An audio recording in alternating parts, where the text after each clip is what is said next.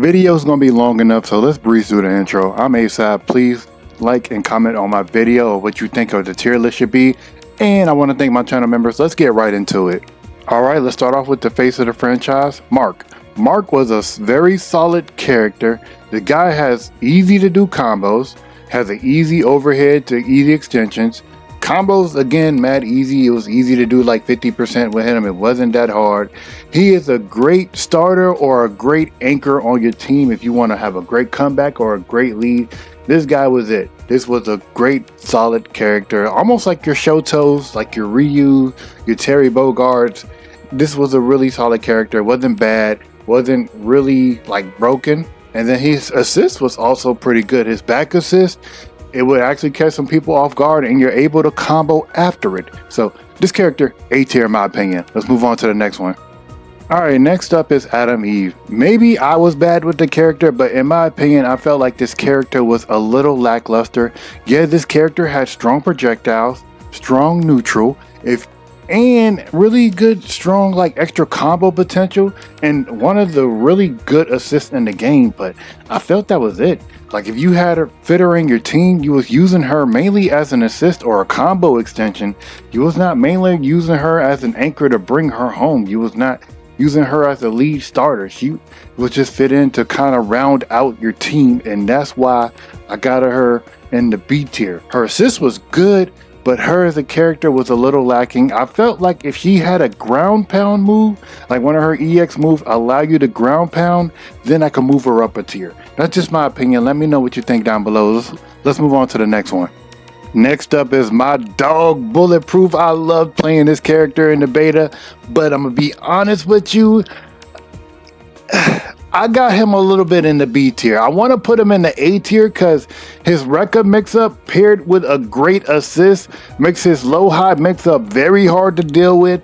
He has good damage, as you can really shown as I did in the combo video, but I feel like he's on his own. He needs a little help. His Rekka, if you can kind of see it a little bit. It's a little bit reactable. And then other than that, he ain't really got too many other ways to open you up without having an assist to help him out with that low-high mix-up. But this character is pretty agile, a little tricky, but honestly, I feel like he's one of your good starter like characters. I wouldn't really put him as an anchor to really bring it back for you. I'll put him in the middle or starter. His assist is decent. He's just one of those really fun to play guys, in my opinion. Let me know what you think down below. Let's move on to the next one. Alright, next on this list is Thula. Thula is one of those characters with the range that you cannot just approach without a game plan. If you're playing against a Thula who has good neutral, good spacing control, who can just simply throw out their medium or their special, you're just going to get hit and you're going to get fully comboed every time. On top of that, her aerial moves are really good, so she just want to like do a little spacing a little bit on top of being able to fly. A character who knows how to control her movement, and then on top of that do a little bit of neutral control. She can be a little difficult to deal with. That's the only reason I got her in A tier. She's good with spacing, good range, and she has flight, so her movement is pretty good. And on top of that, she has good damage. So this is one of your characters. I feel like if this is your last character, she can definitely bring it back by herself. Let's move on to the next character. Next up, Mr. Omniman himself. I got Omniman in the solid A tier. The reason why, this character is pretty solid. You can't convince me this character does not have a Shoryuken or wake up Shoryuken invincible DP. This man is literally just Ryu in my opinion. He got a good overhead. He can get combos after a hard knockdown, allowing you to extend it after it. He has good damage. On top of that, he has a projectile that goes full screen. So if you want a character that can kind of just do it all for you a little bit of zoning, a little bit of armor on it, wake up Shoryuken. He got a high-low mix. He can armor on his low and straight into his overhead. I believe his overhead is safe. If his overhead is safe, I'm keeping him here. But if his overhead is negative, I don't mind moving him down a smidge on the tier list.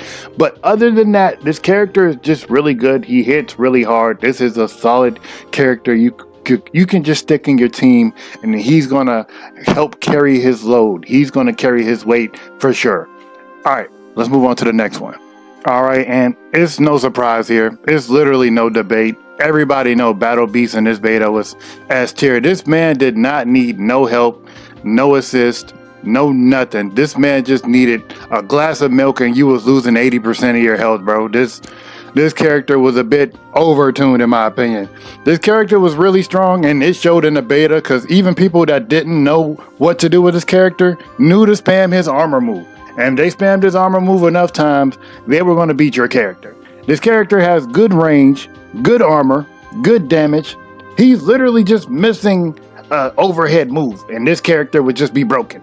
But in my opinion, he's still, you can still counter him. Certain characters counter him, but this character is just way too strong. He just destroys most of the roster by himself, especially a good one.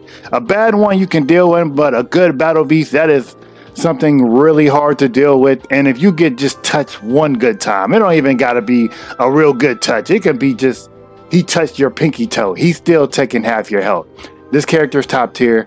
I don't know if he'll be, I think he might get toned down when the game drops, but for now, this character's top tier. Easily top 3 in my opinion. Let's move on to the next one.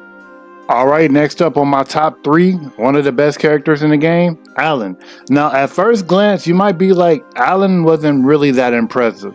Now, I will say to the person that, you know, is a casual fighting game, Alan might not be the top tier character. This is where the skill ceiling kicks in. When you run into a good Alan, you know you have ran into a good Alan. When you run into a bad Alan, you're like, oh, you know, it's just Alan. But a good Alan is actually going to make you think and be a little scared because his movement is insane. At first I thought he was a little stocky, but this character movement is legit insane. As you moved up higher on the rank ladder marks and you ran into better Alan players, you realize just how good this character is. You have to do more flight cancels and stuff, but this character, he got the ground pound OTG, he craps out damage, and then his flight overhead can make him a little tricky to get in. Like you would think he'd be a little easy to get in, but when he is using assist properly and he's using his armor properly, he can be a little tricky to deal with. Now granted, he does have a little bit of a skill ceiling. Not everybody's just going to pick up and do what he does like real easy. You do got to put in a little work with him. But when you put in a little work with him, it's looking like he's one of the top 3 characters in the game. We'll see if this transfers over to the main game, but for now, granted, this is the beta. We all had limited time to play the character. I feel like this was the top 3. Let me know what you think down below. Let's move on to the next one. Alrighty, Rex. I got him in the B tier. Rex is literally one of them characters that you wouldn't think would be good, but when you pick up this character and then you realize his moveset, you're like, hold up. Wait a minute, this character is actually decent. Rex has really good, he had a projectile. You know, you can get some projectiles with it. He's not going to win a projectile war against most characters, but he got projectiles, so it's there. On top of that, he has this aerial move that allows him to mix your opponent up. So they got to guess either you're going to stomp or you're just going to come down and block. On top of that, if you're calling in an assist to come in, when you're doing that aerial overhead, it just becomes really hard to deal with this character and to keep him down. The only downside to this character is when you run in, you're kind of stuck in the running animation. I really hope the devs fix that to where you can stop running. That would really help this character out a lot. Also, I want to put in, he has a built-in overhead on one of his specials. And it's 9 frames on block, so you're not really going to punish it unless a person is like on top of things. So if you just throw this out, there's a good chance you're not, you know, going to punish it. But on top of that, he can do a low-high mix, great damage. He's a really good fitting your team. He can be an anchor, but I wouldn't say he's one of the strongest anchors. On top of that, his assist is a built-in overhead. So if you have a character like I was using, like Bulletproof, Omniman, you could literally do a low, call Rex in for the overhead assist, and then just get an easy follow-up combo, because that's a quick low-high mix, and people's not really blocking that unless they're in the high level. So Rex, in my opinion, a good, solid character to have in your team. Let's move on to the next one. Next on the tier list, It ain't no big three, it's just big me. It's Monster Girl. Monster Girl is one of them characters that you cannot just throw out moves haphazardly or you're just losing like all your life. This character hits hard, and she hits very hard.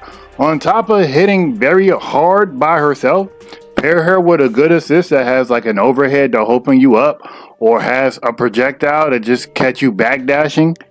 You know, this character will kind of just eat you alive. On top of that, they got two armor moves, I believe, on it. No, they ain't got two armor moves. Their armor move on their super is pretty good, so they can kind of just catch you like whiffing or throwing out buttons. So if you're going against a reactionary monster girl, either they'll just hit you with the armor or special, or they'll just hit you with the armor forward moving attack. Also, I do want to add out, she has a really good assist that you probably won't see coming. Her assist literally has her falling out of the top of the sky. So you're focusing on one character, then all of a sudden Monster Girl just comes out of nowhere and hits you with an overhead, and now you're getting fully comboed. So this character hits hard in the roster, and then her assist is actually pretty sneaky in my opinion. That's a really sneaky overhead that she comes in and do. So this character, in my opinion, top 3. A good Monster Girl will blow you up really good. I don't know if it will carry over to the game, because usually characters like this are not really considered good in the game, but we'll have to wait and see. But in the beta, I feel like I have Monster Girl one of the top 3 in my opinion. Let me know what you think down below. With that being said, let's move on to the next one. Alright, and last person rounding this out is Robot. In my opinion, this character's trash. I'm sorry, there's really not anything redeeming about this character. He can zone out a little bit. You got to spend a little meter to get the full EX zone, but he can call missiles, but you can kind of see the missiles coming. His assist is meh at best. His assist calls in missiles also, but again, it's meh at best. This character, I see where they was kind of going with it, but I feel like they undertuned it because they didn't want him to be too strong. He needs buffs. If they buff this character, like they fix the missiles to where it's heat seeking, to where it like hones in on you, and then on top of that, make his extension a little bit on his zoning a little bit, this character could easily move up a tier. But in my opinion, this character is just one of the worst in the game. He can be a little annoying, but he's not one of those characters, oh, they got Robot left, he's gonna 1v3. This is not that character. Alright, and let's round out the tier list. Alright, and this is my tier list. Let me know what you think down below. We already talked long enough. Like, comment, subscribe, we out.